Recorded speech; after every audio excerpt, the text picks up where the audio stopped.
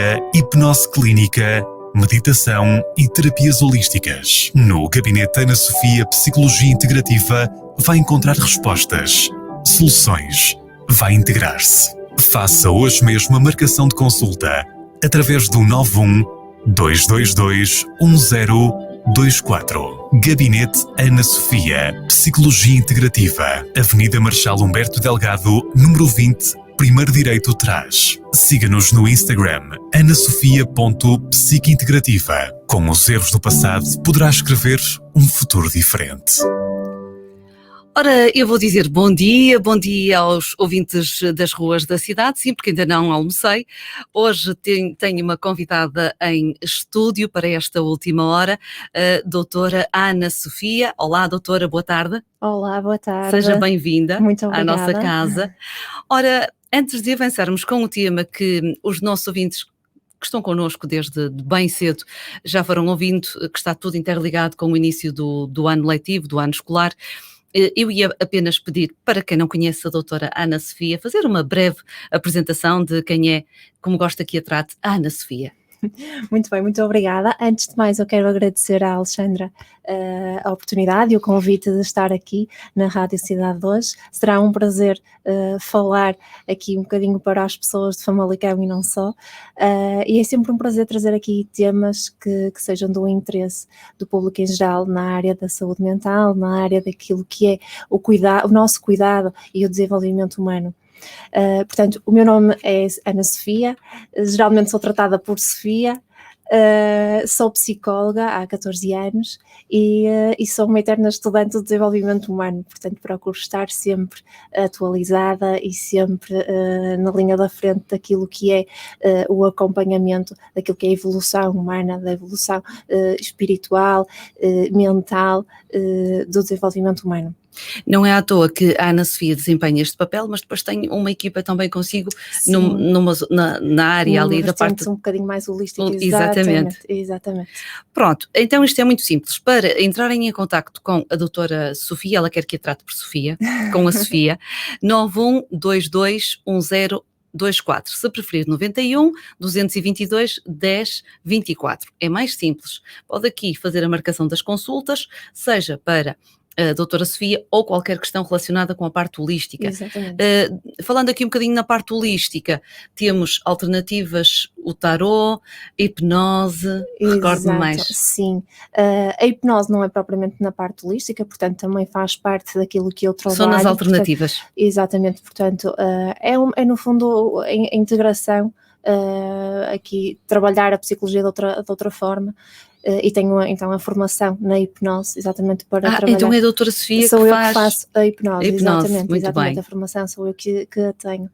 A parte mais holística, portanto, trabalho a parte do Reiki, trabalho a parte da numerologia, a parte de outras terapias, que aí sim já não é feito por mim, já é desenvolvido por uma terapeuta que colabora comigo lá no gabinete. Sofia, eu tenho que fazer esta pergunta de forma muito rápida antes de avançarmos para o tema escolhido pela Sofia, que tem a ver com valores da parentalidade neste início do ano escolar. Começou a psicologia, faculdade, como algo que parece científico, e depois tem um outro lado seu que acaba por abraçar, tem a ver com o que alguns chamam isto um bocadinho de subnatural, mas de subnatural não tem nada, com energias, Queres só explicar o gosto dessa parte? Sim, sempre, isso a nível pessoal, portanto sempre esteve em mim, sempre existiu essa curiosidade de estudar um bocadinho mais além e de perceber um bocadinho mais além daquilo que é palpável, que é físico, portanto escolhi o caminho da psicologia, sim, uma área mais científica, algo está mais comprovado, mas depois acabou por me ir fazendo sentido explicar alguns fenómenos à luz de outro tipo de Sente que isto é um complemento na vida do ser humano. Sim. Portanto, o que eu acredito é que nós somos um todo, portanto não somos só o físico, não somos só um emocional, portanto há aqui um campo energético que também é preciso tratar dele, cuidar dele. Vamos começar pela parte energética, e que às vezes os pais, Sofia, sentem-se completamente exaustos, principalmente quando começamos a falar no início do ano letivo. Sim. O porquê da escolha deste tema, valores da parentalidade, há muito para falar sobre este tema. Vamos começar por um início, como sempre. Quais são as intenções para este novo ano? Criar aqui objetivos, criar intenções para o novo ano escolar e a ajuda que a Sofia pode dar, neste caso, aos ouvintes, pais encarregados de educação. Muito bem. O que é que acontece? Nós, quando se inicia um novo ano letivo, vemos que os pais estão naquela azáfama inicial, da preocupação mais logística, da preparação do material escolar, da mochila, tudo isso. E depois há ali um momento em que os pais também começam a criar algumas expectativas acerca do ano letivo, acerca dos objetivos que têm para os filhos naquele ano letivo. E o que é que acontece? Quando nós nos focamos demasiado nisso, nos objetivos, nós estamos a trabalhar questões muito externas, de que quero que o meu filho seja bom aluno, quero que ele tire boas notas, e esquecemos um bocadinho da parte mais interna desta questão, que é aqui tão importante. E o meu desafio é deixar aqui exatamente isso, é pensarmos mais do que em expectativas, mais do que em objetivos, pensarmos em intenções. Qual é a minha real intenção para com este ano letivo? Porque quando nós focamos na intenção, nós estamos a pensar no que é que podemos fazer para o meu filho chegar ali àquele ponto. Imaginemos, eu vou dar aqui um exemplo, imaginemos que, e ouvimos isto com alguma frequência, que os pais querem que os filhos sejam responsáveis. Ok, eu quero que ele seja responsável, mas então o que é que eu posso fazer enquanto pai para promover esta responsabilidade do meu filho? E é esta a questão que vai fazer e que vai o ajudar neste caminho, porque a responsabilidade não é algo que a gente abra ali a porta e a coloque lá dentro, ele tornou-se responsável, não é um chip, não é? Portanto, há um caminho que os pais também têm que transmitir através daqui de várias questões, e são essas questões que eu também queria falar aqui um bocadinho hoje. E há aqui um ponto número 1 muito importante, aliado, que é a criação de uma base, de uma autoestima para aquelas crianças.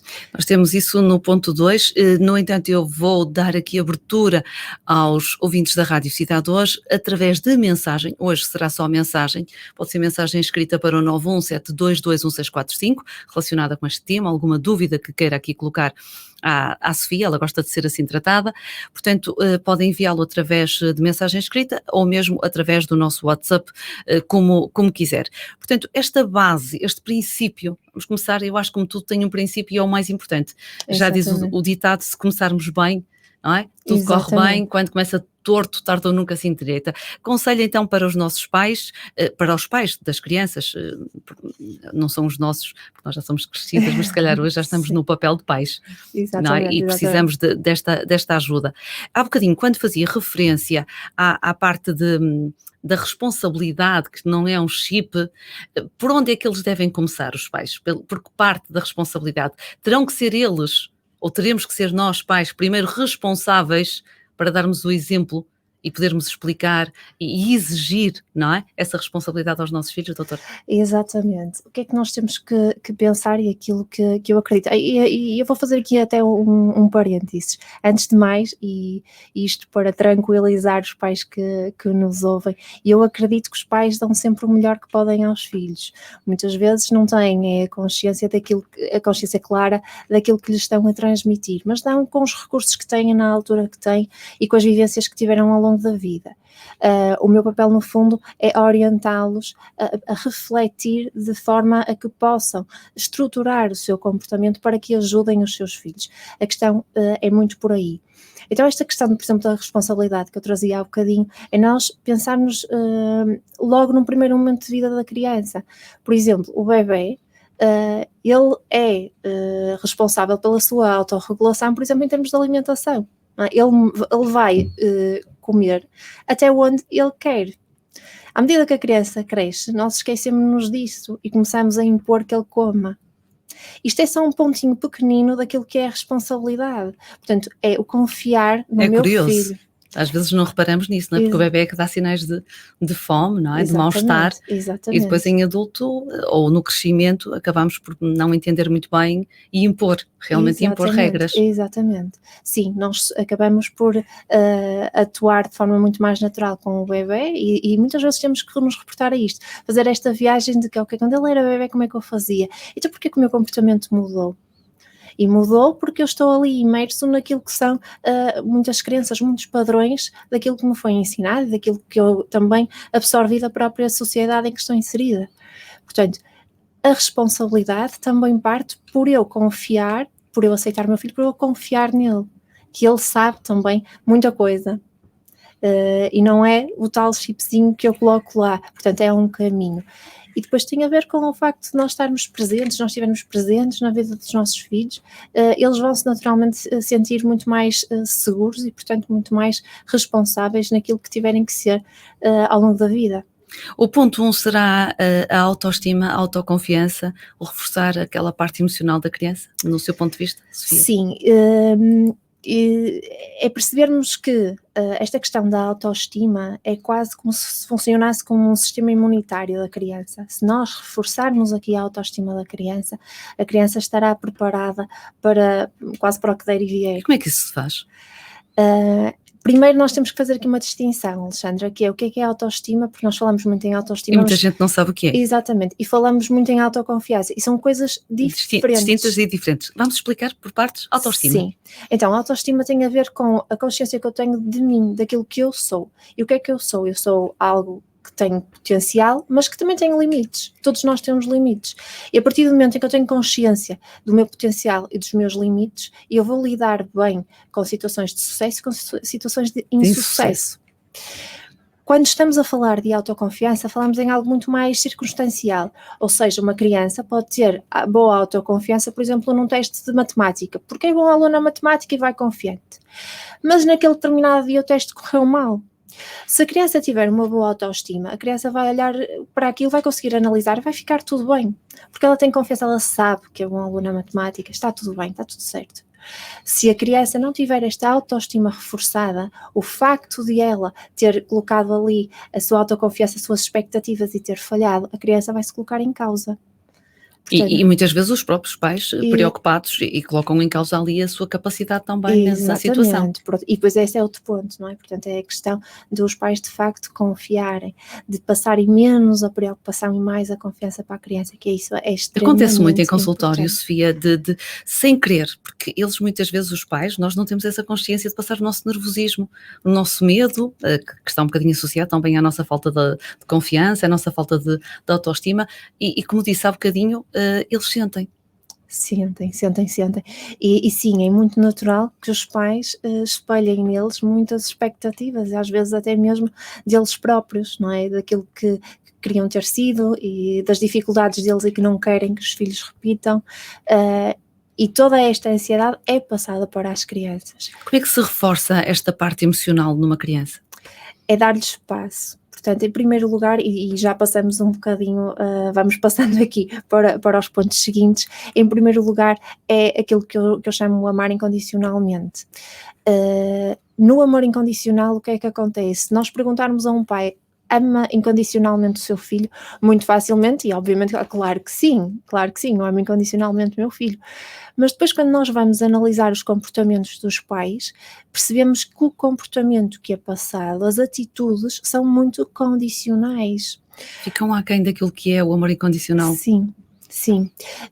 E às vezes são frases muito simples que nós passamos às crianças, coisas como não fiques assim porque chorar é feio, fizeste uma asneira, és feio. Esta conotação que vamos dando aos nossos pequenos comentários, inconscientemente, há que perceber uma coisa, que quando nós criticamos um comportamento da criança, para a criança a interpretação que estamos a criticá-la ela própria. E, portanto, isto que é ali uma moça nesta autoestima que estávamos a falar há bocado. A crítica tem que ser complementada de uma explicação, na sua opinião? Sim, explicar-lhe. E ter a abertura, ter a empatia de explicar à criança as circunstâncias. Só há crescimento quando há erro.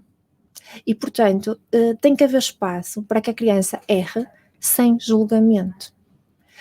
O maior, aqui a questão é quando nós conseguimos observar o comportamento da criança e mais do que dizer é certo ou errado, é não julgar e ajudá-la a crescer e a refletir. Tenho aqui palavras suas, mais do que sentir é demonstrar o amor. Exatamente, é demonstrar. Uma criança que se sente amada, não julgada, tem uma forma diferente de crescer daquelas que estão a ser apontadas a todos os, não queria dizer defeito, porque não há um defeito, muitas vezes erros que as crianças cometem, Sim. Situações descritas pela Sofia, não é? De portaste mal, és feio.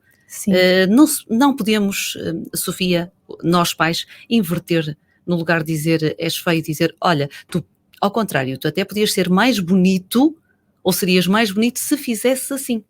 Na minha opinião, nós devemos sempre valorizar questões internas, porque quando nós falamos, por exemplo, da questão da beleza, nós estamos sempre a falar de um modo condicional na mesma, ou seja, tu só vais ser bonito se te portares bem.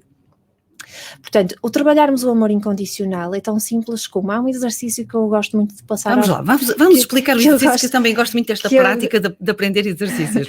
Que eu gosto de explicar aos pais, que é uma pequena brincadeira que, por exemplo, podemos fazer a qualquer momento do dia, em que fazemos aquela brincadeira de estarmos com eles a fazer cócegas ou assim, e tentarmos aqui explorar ou perguntar-lhes porquê é que tu achas que eu gosto de ti? Porquê que a mãe ou porquê que o pai gosta de ti?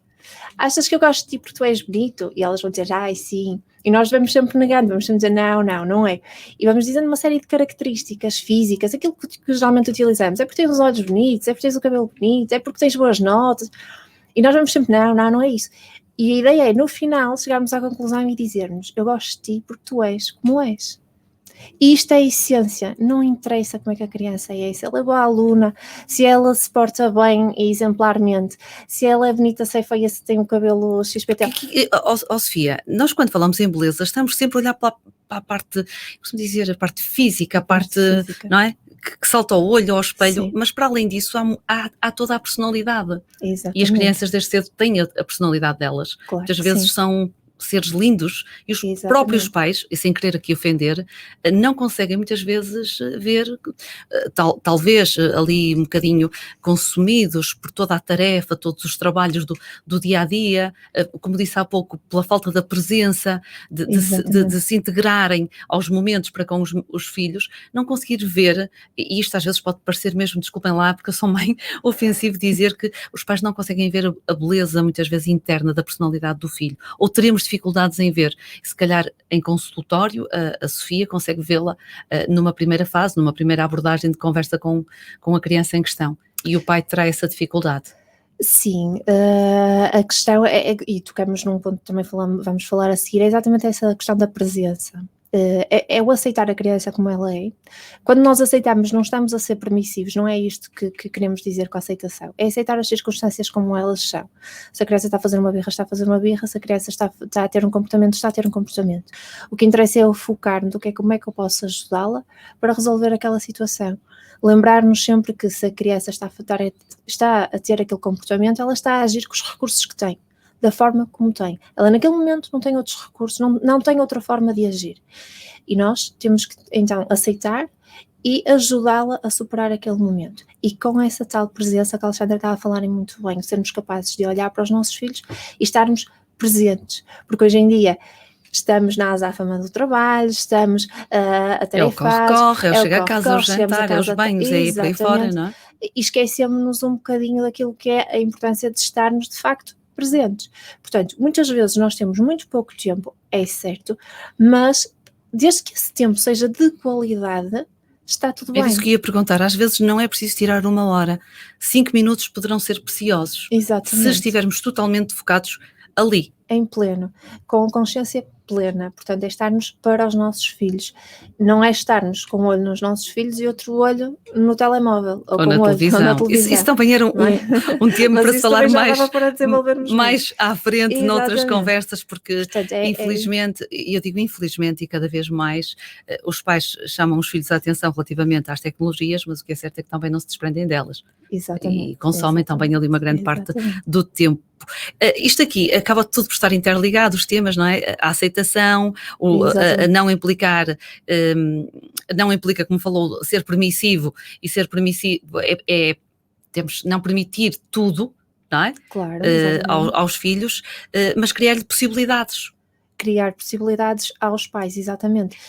Se nós aceitamos aquela situação, nós estamos a criar possibilidades a nós próprios, pais, de conseguirmos ajudar os nossos filhos a sair daquela situação. E aquelas situações que se chamam mesmo desconfortáveis? Como é que se lida com uma situação desconfortável? Ou um exemplo de uma situação desconfortável para um pai para com um filho? Aquelas birras, por exemplo, na parte que às vezes... dos supermercados, numa loja, eu quero porque quero, e expunham-se no chão. Sim. Sofia, como é que um pai e uma mãe deve agir? Porque muitos dos nossos pais estão deste lado, do lado contrário, e estão a ouvir isto e a pensar, mas pois eu se calhar já tive esta situação e nem sabia como agir. Sim. A primeira grande questão bate outra vez naquela questão de aceitarmos os nossos filhos tal como eles são. E temos que perceber algo muito importante, que é as emoções existem para serem vividas. A criança está a chamar a atenção da forma que sabe, a espelinhar-se, a gritar, ou até mesmo a partir de alguma coisa. Não é? E temos que a travar, mas é preciso saber como a travar, e muitas vezes não temos esse conhecimento, por isso é que a Sofia está cá para ajudar. Exatamente. Nós temos que entender que por detrás de um comportamento da criança está ali uma mensagem, portanto a criança quer nos dizer alguma coisa, e nós temos que ter um comportamento como pais, como se fôssemos investigadores, nós temos que ser investigadores a tempo inteiro, e ser investigadores é perceber quais são as necessidades da criança. E entra aqui na questão das birras uma coisa muito importante, que é a empatia. Nós sermos empáticos com os nossos filhos. E não confundir empatia com simpatia. Também é outra coisa diferente. Que são coisas completamente diferentes, porque a empatia é algo que nos conecta à criança, que nos conecta ao outro. E isto é extremamente importante. É quase como entrarmos, não é? Na mente, ou tentar entrar na mente da criança. Na esfera, no mundo, na realidade daquela criança. Quando a criança está com uma birra, se nós tivermos em primeiro lugar calmos e tranquilos, porque isso faz toda a diferença. Os pais que começam a ficar nervosos porque estão a olhar, porque estou conectada com a Sofia. Estava a pensar na calma. Acima de tudo, respira. Exatamente, calma. Fazer os exercícios de respiração se necessários. Portanto, há aqui primeiro uma preparação dos próprios pais. Porque muitas vezes o que é que vemos? Os pais preocupados a olhar para o lado, porque está toda a gente a olhar, está toda a gente a julgar, e nós estamos a pensar sobre o problema dos outros. Que também é um problema, muitas vezes os pais preocuparem-se mais com aquilo que os miúdos estão a transmitir, com aquilo que, a tal preocupação de propriamente se focarem em resolver a situação. Claro que sim, claro que sim. E aí é uma não aceitação do próprio filho. Ou no espaço até se portam muito bem, até mostram uma calmia, até conseguem tirar dali a criança, e fora daquele espaço têm uma atitude completamente contraditória. Exatamente. Para com a criança. Sim, isso acaba por ser traumático. Isso acaba por afetar o desenvolvimento da criança, sim. Muitas vezes, e agora a ser congruentes. Desculpem-me dizer isto, mas muitas vezes os pais, agressividade não é só bater, mas a agressividade até nas próprias palavras, claro, que são ditas fora do espaço. Claro que sim. Porque já não estão perante o olhar, não é? E o ouvido de quem está na zona pública. Exatamente, exatamente. Portanto, isso cria uma instabilidade na criança e está a quebrar a tal autoestima tão importante que eu estava a falar exatamente há bocado. Portanto, são buracos na autoestima da criança que nós estamos a criar, que depois vão, de forma natural, ser invisíveis na vida adulta. Portanto, quando temos pessoas na vida adulta que têm algumas dificuldades até mesmo na relação com os outros. Portanto, não é à toa que tem aqui a psicologia integrativa. A sua função é mesmo integrar-nos em sociedade. E como estamos a falar em escola e pegando em tudo isto, que nós já estamos, isto passa a voar, mas já estamos quase a finalizar, mas também conseguimos de forma muito simples e muito fácil de se perceber que isto depois também neste início de ano letivo, seja pela primeira vez, seja retomar as aulas, todas estas lacunas, não é? Que foram feitas até mesmo durante um período de férias, pode só acontecer durante um período de férias longo, Sim. que têm com os pais, ou o mês, ou as 2 semanas, isto depois poderá ser problemas no início e no futuro deste ano letivo que estamos hoje a começar. Sim, sem dúvida, isto é um caminho que tem que ser trilhado, que tem que ser um passo a passo diário, portanto é um exercício diário. É óbvio que nós não vamos ser sempre os pais perfeitos, não há pais perfeitos, nós vamos errar muitas vezes, mas também temos que usar connosco um princípio, que é o não julgamento também das nossas próprias atitudes e comportamentos. E ter em linha de conta também aqui uma questão, que é, se nós sabemos que naquela situação nós erramos com os nossos filhos, na forma como comunicamos com eles, também termos a capacidade de lhes pedir desculpa. Isto é muito importante. O pai pedir desculpa a um filho. Acha que, na sua opinião, os pais não o fazem porque acham pelo estatuto de pais não o devem fazer? Sim, porque há uma ideia de como se fosse uma hierarquia. Exatamente. Em que os pais estão lá em cima e os filhos estão cá em baixo.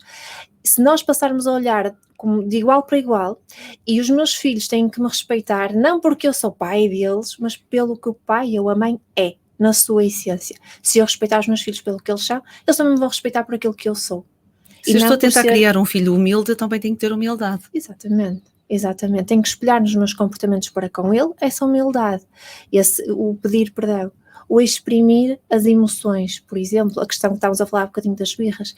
Até o carinho aqui não é fazer uma cedência quando se está a pedir desculpa, se dá um abraço, não é? Se aproxima da criança, um gesto. Um gesto, exatamente. Tem outro peso do que só a palavra, olha, desculpa, parece assim, tipo, desculpa. Claro, porque muitas vezes o que vemos é os pais a exigirem, pede desculpa, fizeste asneira, pede desculpa. E onde é que fica a outra parte? E quando é que nós, pais, lhes pedimos desculpas a eles porque erramos? Porque é normal. E isto é deixarmos a ideia de que os pais são super-heróis, porque os pais também erram, porque os pais também têm emoções, porque os pais também estão tristes, também choram, e é tudo possível. Estamos a passar uma mensagem muito importante às crianças. Chorar é importante, estar triste é importante. Portanto, muitas vezes também aquela ideia de que, não chores, não fiques assim. Não é vergonha. É logo uma das minhas premissas em consulta, é exatamente faz deixem as crianças chorar. Deixem-nas chorar, se elas estão tristes, e sejam empáticas com esse choro e com esse sentimento de tristeza, que é, eu compreendo que estejas assim, eu também já passei por isto, e isto é empatia, porque a simpatia é quando nós dizemos assim, não fiques triste, olha, tem um sol tão bonito, vamos brincar, e estamos a ser simpáticos. O ser empático, estamos a criar conexão, é quando dizemos, eu percebo o que tu estás a sentir, eu também já passei por isso, dar-lhe espaço para ela se exprimir. E muitas vezes vamos mesmo ter que avançar, porque uma pergunta gera, uma resposta gera perguntas e por aí fora. Os filhos, e depois vamos perceber isto, já foi dito em idade adulta, nos adultos, nós somos o espelho daquilo que fomos na educação, seja na primária, quem seguiu os estudos, quem não seguiu, quem começou mais cedo a trabalhar e por aí fora. Muitas vezes, quando estamos a dar este lado, não é, nosso, de permitirmos, estamos a ser amigos, ou quando estamos a fazer o oposto para com as crianças, ou a dizer está tudo bem, e a criança revolta-se porque a criança percebe que não está tudo bem, e fica revoltada porque não há, ou não sente a sinceridade do lado do pai, da mãe, não é, de quem está a fazer isso, ou até pode ser mesmo na escola, até do próprio professor, ou dos auxiliares, não é, que tentam às vezes levantar o que nós falamos, a autoestima, ou a autoconfiança. Estás a fazer isso muito bem, continua, mas se a criança sente que não está a fazer bem, pensa, não, eu não estou a fazer bem, porque é que diz que estou a fazer bem, não é? Isso acontece, Sofia, em consultório, das crianças relatarem que muitas vezes são contrariadas da forma como sentem pela palavra do adulto. Sim, se calhar não diretamente, as crianças não conseguem dizer exatamente o contrariam em termos de emoções. Sim, isso somos nós adultos a falar, mas sentimos isso, sentimos que de facto há muita falta de espaço para a criança se exprimir de verdade. Há uma falta de espaço neste processo de aceitar aquilo que a criança é e aquilo que a criança sente, sobretudo. E criamos bloqueios e medos. Exatamente, e nós estamos a respeitá-la, e o respeito é algo que tem que ser cultivado. Se nós queremos que, por exemplo, mais uma questão, não é? Que a criança seja respeitadora, porque também ouvimos muito isso dos pais, quero que ela respeite, quer que seja responsável, quero que respeite. Então, nós temos que olhar de facto para o todo e respeitá-la. E respeitar é aquilo que ela é, se ela sente aquela emoção, está tudo bem. Está tudo bem, estaria tudo bem, estaríamos aqui até ao meio-dia, temos 19 minutos para a hora certa, para concluirmos, quase em forma de conclusão esta conversa que estaríamos até ao meio-dia e acho que prolongaríamos. O comportamento é um tipo de comunicação.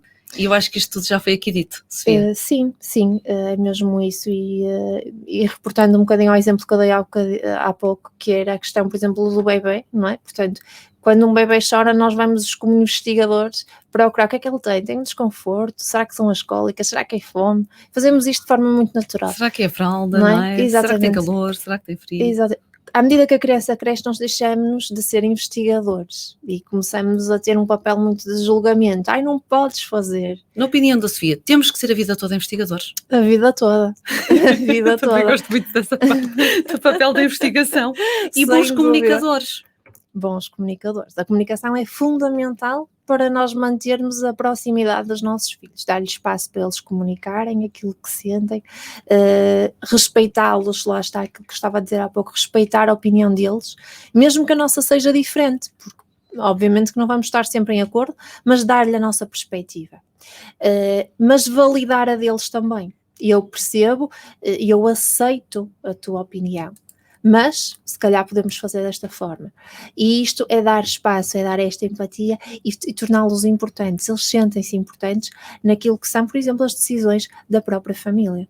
Sofia, em jeito de despedida, e porque já aqui avançamos um bocadinho a hora, compromissos publicitários que temos que respeitar, uma mensagem para os pais de incentivo, de força, de ânimo, porque isto nota-se no sorriso. Para quem não atenção, que eu esqueci-me de dizer algo muito importante, vai poder ver esta conversa na página da Ana Sofia, está mesmo, pode procurar no Facebook, Ana Sofia Psicologia Integrativa, vai estar disponível esta conversa toda, portanto vão poder conhecer a Sofia quase ao vivo e a cores, e aqui para quem está na cidade hoje, nos 94 FM, será assim na próxima semana, nas próximas sextas-feiras, depois do meio-dia, mais ou menos até à meia hora. Hoje já nos estendemos um bocadinho, também foi aqui a apresentação da Sofia. Portanto, Sofia, como é que podemos dar uma mensagem para os pais entrarem assim com muita confiança neste novo ano letivo? Em primeiro lugar, muita tranquilidade. Será a palavra de ordem. Em primeiro lugar é a tranquilidade, manterem-se calmos, manterem-se tranquilos, focados naquilo que são as intenções reais para esta conexão com os filhos. Pensarem um bocadinho, o que é que eu intenciono para este ano? A intenção é algo muito de momento, ok? Eu quero criar conexão com o meu filho, ok? Eu quero estar mais presente com ele, eu quero comunicar melhor com ele. Então todos os dias trabalhar nestas nossas intenções.